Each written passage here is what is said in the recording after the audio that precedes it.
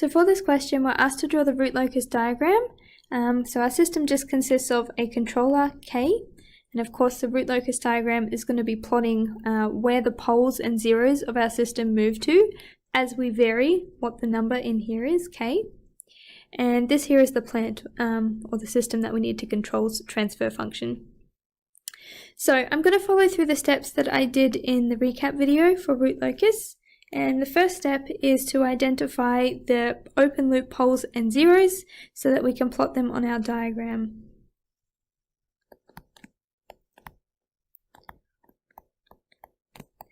So for that we need to know what our open loop transfer function is, and that's fairly easy to get off our system. So the open loop is when we're just considering what's on the top line, we're not considering what's in the feedback. So we're going to have just K outside of S plus 6 over S plus 2, S plus 4, S plus 9. So looking at this on the top line, that's where we're going to get our zeros. We're looking for values of S that will force the whole top line to go to 0. And that's going to happen when S is equal to -6. And the bottom line is what gives us the poles. Again, we're looking for values of S that force everything on the bottom line to be 0. So if S is equal to -2, this bracket goes to 0, so therefore the whole thing. If this here, S goes to -4, then we have the same situation. And here it happens if S goes to -9. So we've got 1, 0, and we've got 3 open loop poles. So I'm going to draw our root locus diagram over here. So let's set it up with our imaginary axis and our real axis. And we should be able to mark on what we've just identified. So zeros are going to get marked with an O or a circle on the diagram, and poles are going to get marked with an X. So we have poles at -2, -4, and -9, something out here, and the 0 was at -6.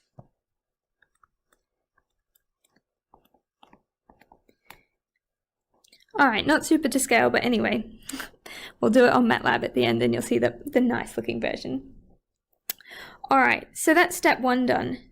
So step 2 is to do the real axis line segments.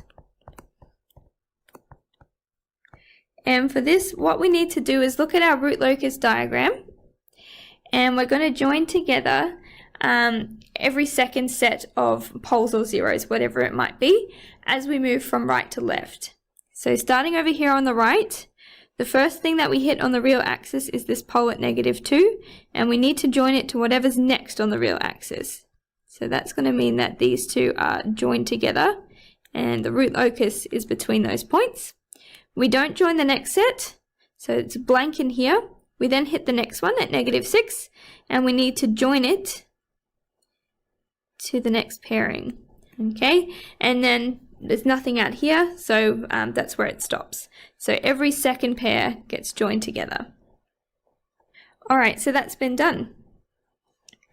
So the third thing we need to think about is infinite poles and zeros. Oops, sorry, and zeros, not at zeros. So from before, we found that we have one zero, okay, at -6. So the number of finite zeros is equal to 1. Here we found that we have 3 open loop poles. So the number of finite poles is equal to 3. So what we know is that the number of poles and zeros need to be balanced within our system, and that's because every pole needs to be joined to a 0 through the root locus. So in our case, since we have an unbalanced number, it means we're going to have to introduce 2 infinite zeros so that we've got 3 in total here and 3 in total here. So I've just noted that in. We need 2 infinite zeros, and if we take a look at our root locus diagram, we can see where they need to join to. So I said that every pole and 0 needed to be connected. So between these two, we've already got a connection between a pole and a 0.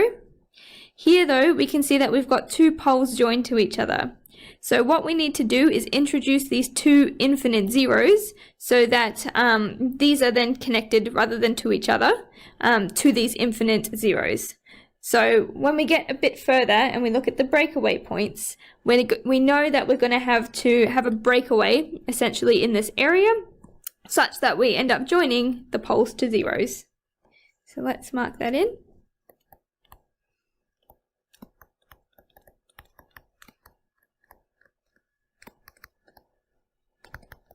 Cool.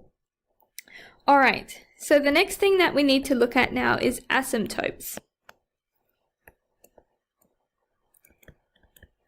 And we have two equations that we need to apply. The first one is for where it breaks, or crosses, I should say, the real axis. So this is the equation.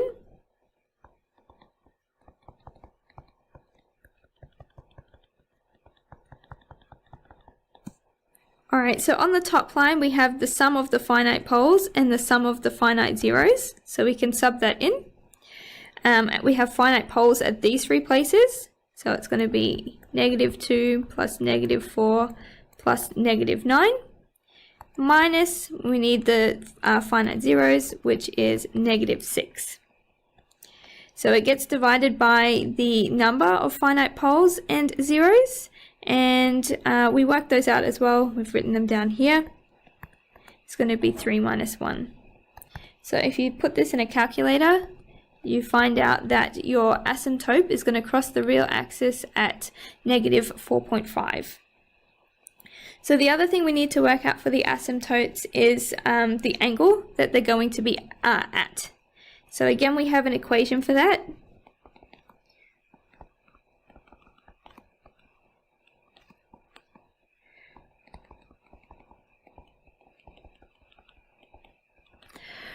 Alright, so what we can do is pick different values of k. K is supposed to be an integer, so you can actually pick any integer for it, but I think the easiest thing to do is to start at k is equal to 0 and keep increasing it by 1 until you start getting repeating angles. So let's start with k is equal to 1. Sorry, k is equal to 0, that's where I want to start. So if I substitute in k is 0, that goes away, and it's just going to be 1 times 180. So that's 180 on the top line. And the difference between the number of finite poles and zeros is the same as before. We're going to get 3 minus 1. So this ends up working out to 90 degrees. So let's increase k by 1, and we get k equals 1. Again, if we sub that into this equation, so this time we're going to get 2 by 1 plus 1, and 3 take 1 on the bottom line, and this works out to 270 degrees. So if you keep going, say you go k is equal to 2 now, what you're going to find is you end up with a repeating angle. So it's going to be the same as the 90 degree case. So once you start getting repeating angles, you know that you've found all the solutions that you need to for your asymptotes. And another way of thinking about it is the number of solutions that you're going to need is going to be equal to the number of infinite zeros or poles or whatever it is that you need to introduce into your system as well. So either way, you should end up with the same answers. So now we can go ahead and mark these onto our root locus diagram. So we know that the crossing is at -4.5, and then they need to be 90 and 270 degree asymptotes. So let's jump over here. So let's say that -4.5 is about here. So we can draw in, we know that it's a straight line asymptote that it wants to approach. And it's going to be measuring the angles. So it's 90 degrees as measured from the positive real axis. So 90 degrees around to here, and then 270 degrees brings us all the way down. So that's why we've ended up with a vertical line that's from the 90 degree asymptote, and going downwards is from the 270 degree asymptote. Alright, so now what we need to do is work out where our root locus breaks out of this axis and subsequently then approaches our asymptote line that we've just drawn. So that's step 5.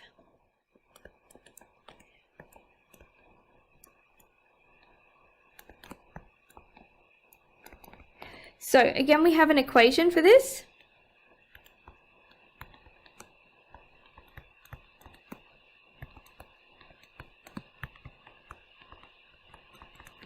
So Zi and Pi, they're our finite zeros and pole positions that we can get from our open loop transfer function. So putting this in, we had a 0 at -6.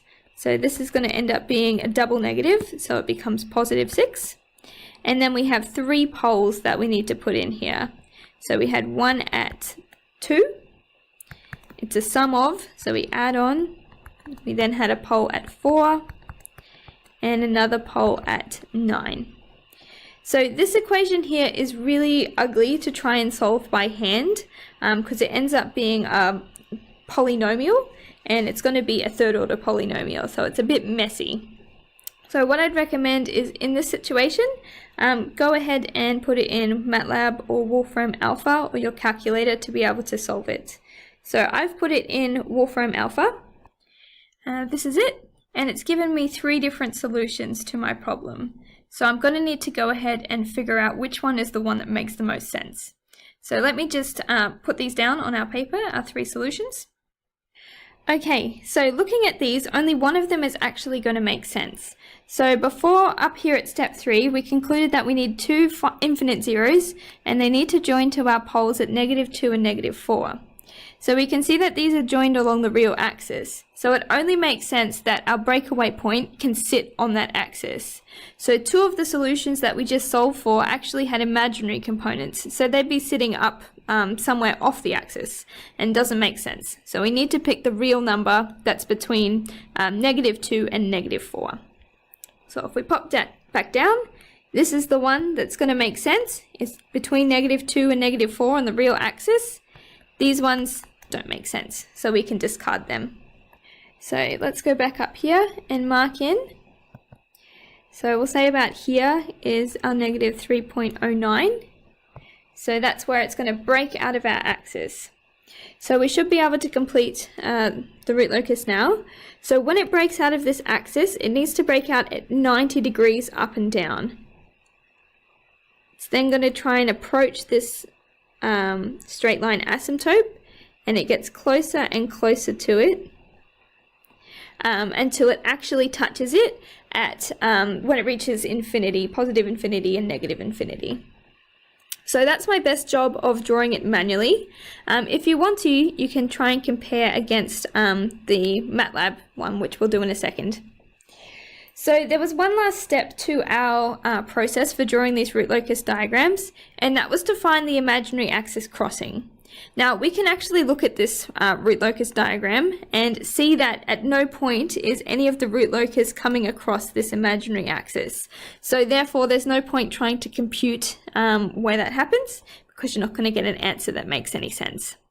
So this is our complete thing, and let me just mark down the bottom here. Step 6. We've got no imaginary axis crossing. Alright, so let's compare my solution with the MATLAB one, because MATLAB's obviously going to be able to draw it much neater than me. So that's ours. If we have a look at MATLAB, this is the code that I wrote to be able to look at it.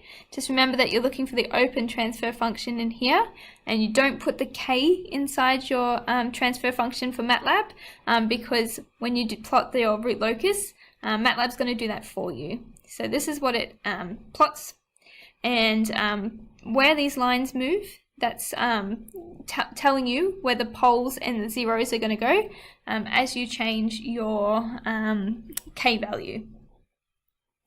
So we can double check our values that we got. So one of the critical points that we saw was the breakout point for our root locus. So if you drag your point down here, you can see this is as close as I can kind of get to where the breakout occurs. And we can see it's at -0.3909, sorry, -3.09. For the real component, this is almost 0, so it's pretty much on the spot. And that agrees with what we calculated for the breakout point. So the other thing that we can look at is what value our two branches here approach, because that's going to be the asymptote line. So if we go as far as we can on this diagram, it approaches negative 4.47, and you can see it's still got a bit of a curve, so it hasn't quite flattened out completely. So it's probably within expectation that it will approach that 4.5, get a little bit smaller as it goes toward infinity. So that would confirm our theoretical calculation, where the asymptote vertical line here is at negative 4.5 crossing the real axis. So I think that's the only major points of interest that we can confirm on this root locus diagram. But in other cases, you might be able to confirm the imaginary axis crossing and so on. So that's all there is for this video, and I'll see you in another one.